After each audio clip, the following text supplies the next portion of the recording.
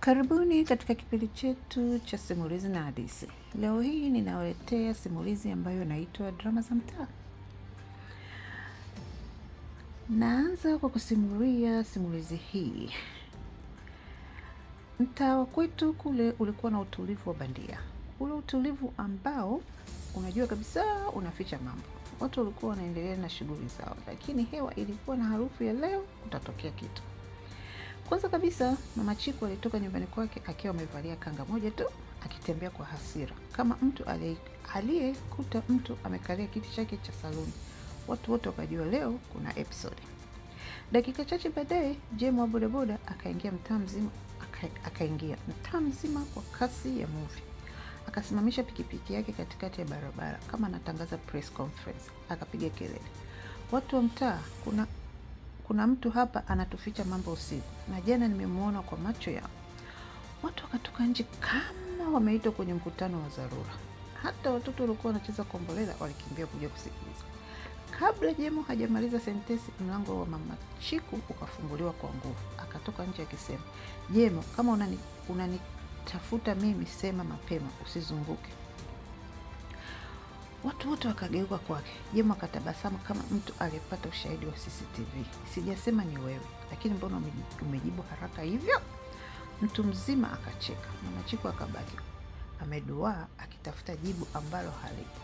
Na hapo ndipo drama ilipoanza rasmi, kwa sababu Jemo alichokiona usiku kulikuwa kitu ambacho kingebadilisha mtaa mzima. Watu walikuwa bado wamesimama katikati ya mtaa, macho yote kwa Jemo. Huyu kijana alikuwa kama mtangazaji wa breaking news.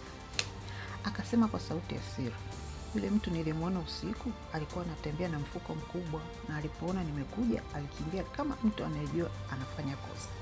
Watu wakapumua kwa pamoja kama kwaya. Kabla mtu hajatoa neno, Baba Timo akatoka nyuma ya nyumba yake akisema, Jemo, usiletee hadithi za kutunga. Mtaa huu hauna wezi. Lakini Jemo akamwangalia kwa macho ya kumshuku. Wewe ndio unasema hivyo, lakini jana usiku ulikuwa wapi saa 8? Mtaa mzima ukasema Baba Tino akabaki ameduaa. Hapo ndipo watu wakajua hii drama haijaisha. Baada ya sekunde chache za ukimya, Mama Chiku akasema, Jemo, acha kutisha watu. Huyo mtu aliyekimbia si lazima awe mwizi. Lakini kabla amalize, mtoto mmoja akapiga kelele, niliona mtu huyo pia, alikuwa amevaa kofia kubwa na koti jeusi. Watu wote wakageuka kwa mtoto kama ametoa ushahidi wa mahakama. Jemo akasema, sasa ushahidi umekamilika. Kuna mtu anafanya mambo usiku. Wakati watu wanabishana, ghafla mlango wa nyumba ya mwisho wa mtaa wa pili ukafunguliwa pole pole, na mtu akatoka akiwa ameshika mfuko ule mkubwa. Watu wote wakapiga kelele, ndio yeye. Lakini mtu huyu akasimama akavuta pumzi akasema, msipige kelele, naweza kueleza. Mtaa mzima ukanyamaza. Yule mtu alitoka na mfuko mkubwa alikuwa Mzee Rashid, mtu ambaye huwa hatoki nje usiku wala mchana. Akasema kwa sauti ya utulivu, msinitishe, mimi si mwizi. Huu mfuko ni wa vitu nilivyokuwa na vitengeneza. Watu wakashangaa, vitu gani mpaka unatembea usiku? Mzee Rashidi akafungua mfuko pole pole. Watu wakasogea karibu kama wanaangalia movie. Ndani kulikuwa na vitu vya ajabu, maboksi, vifaa vya chuma na karatasi zilizoandikwa majina ya watu wa mtaa. Watu wakasema kwa pamoja, hii sasa ni nini? Mzee Rashidi akasema, nimekuwa nikifanya kitu cha kuwashangaza lakini si kibaya. Suspense ikapanda juu kama joto la mchana. Mzee Rashidi akavuta pumzi ndefu akasema, nimekuwa nikiwafuatilia nyinyi wote, lakini si kwa ubaya. Nimekuwa nikiandaa zawadi za siri kwa kila mtu wa mtaa. Watu wakabaki kimya. Nilitaka kuwashangaza siku ya sherehe ya mtaa. Hivi vitu ni zawadi nilizotengeneza kwa mikono yangu. Watu wakapigwa na butwa.